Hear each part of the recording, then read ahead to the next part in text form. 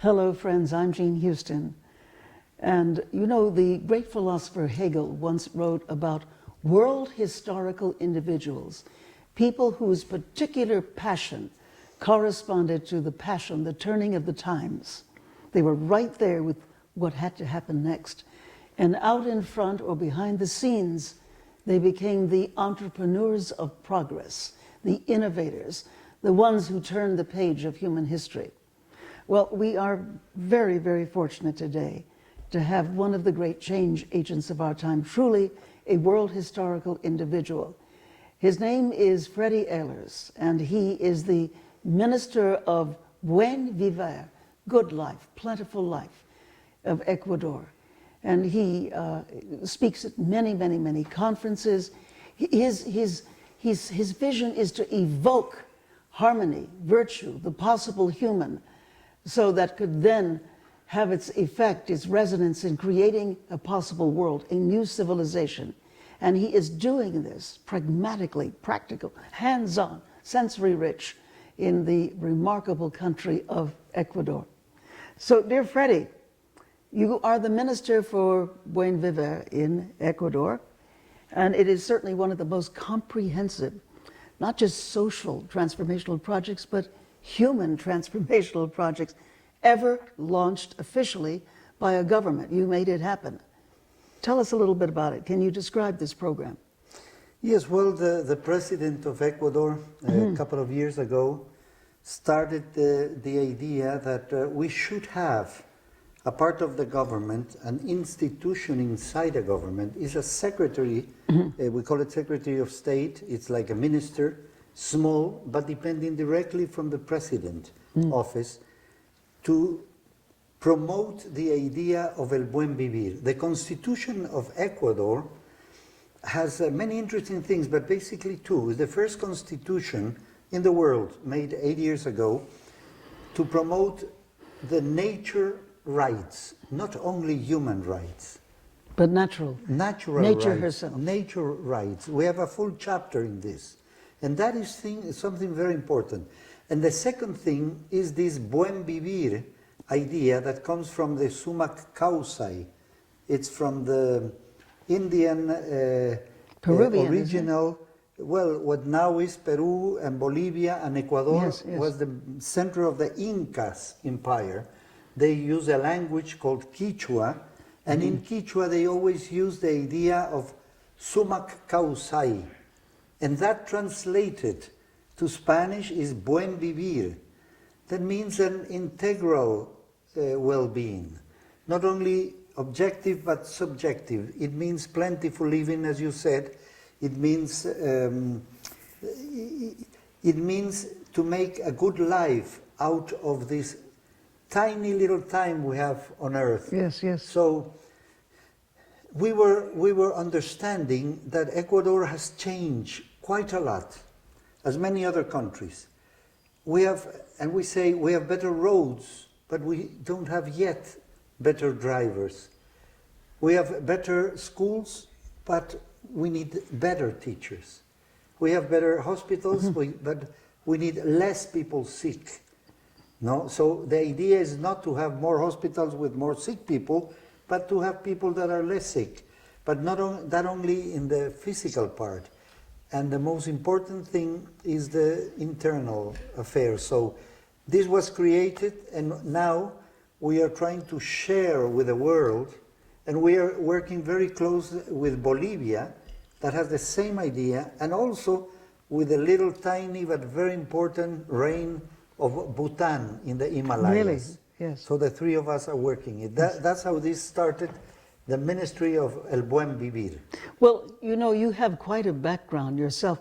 What is it in your history, your background, your way of being that has brought you to be the Minister of Buen Vivir?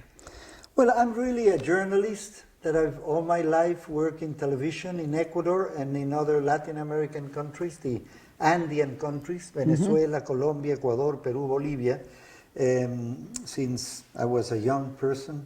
I hope, as President Mujica says, that I am still young, because Mujica, the great president of Uruguay, he says the important thing is that the one that's inside doesn't get older as the one that's outside.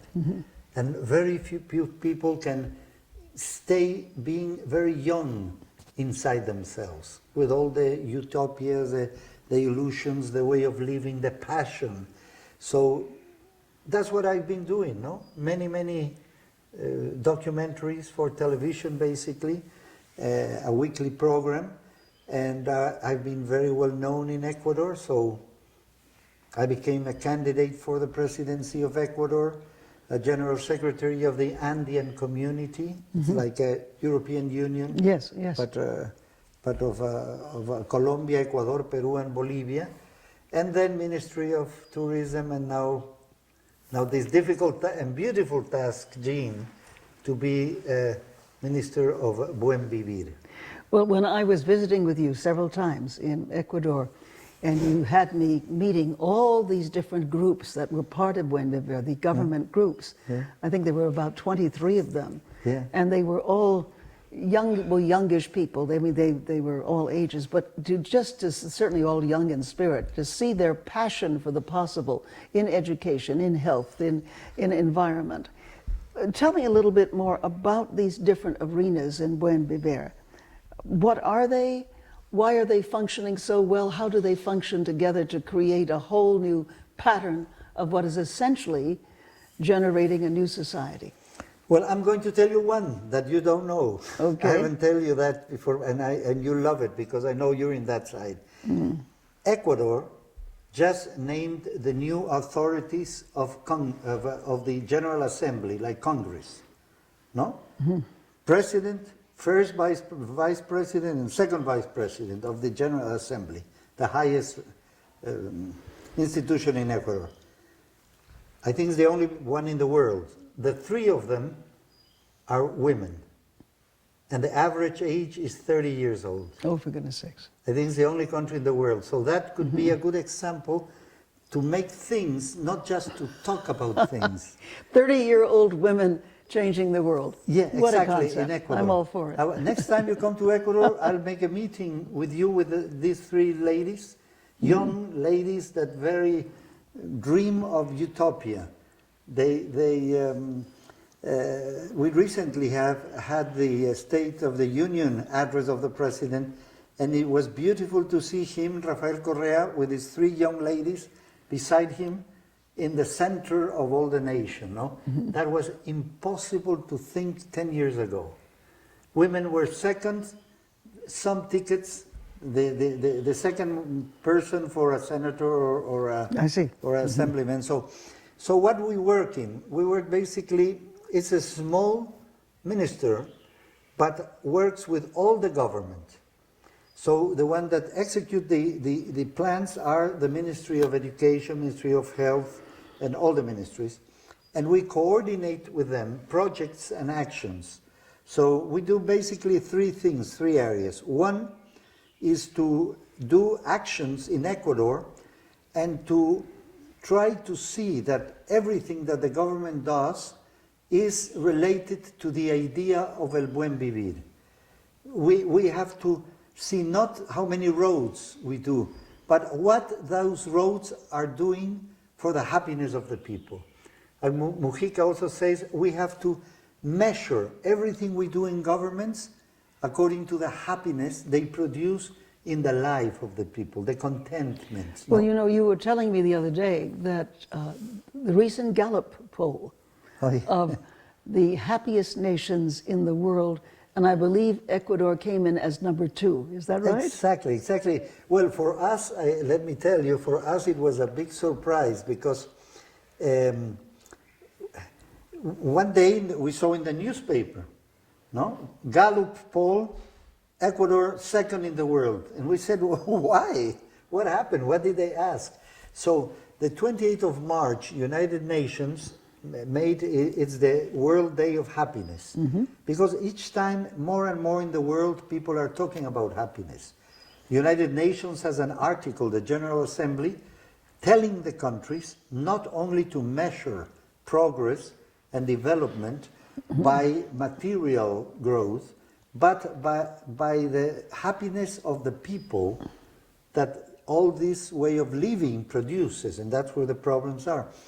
So they made a poll, Gallup, this American US institution that makes polls, they made in 143 countries all over the world, and 1,000 polls in each country to the same type of people. But they ask these questions that for me, it was a surprise, but I think it's a good logic, simple idea. What they ask, how did you sleep last night? Without pills, no, obviously. How did you rest and sleep last night? Number two, what did you learn something yesterday?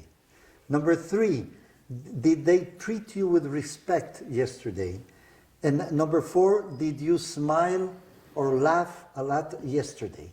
And then number five are certain emotions. Did you feel certain emotions? So the 10 top of the world are Latin American countries. Isn't that wonderful? Something is happening in the world. Something's happening. No, number one is Paraguay. Really, Paraguay. We share Paraguay. second place with Colombia, Ecuador, and Guatemala. That has a lot of aboriginal population. Because that is very important, the ancestral thing that we have lost mostly in the world. Because human beings had 10,000, 20,000 years of experience. But suddenly we cut all of that, and we said nothing of that is good, and we, you know, after Descartes, no, I think so I be, I am, and then I think that we made a world a little bit too artificial.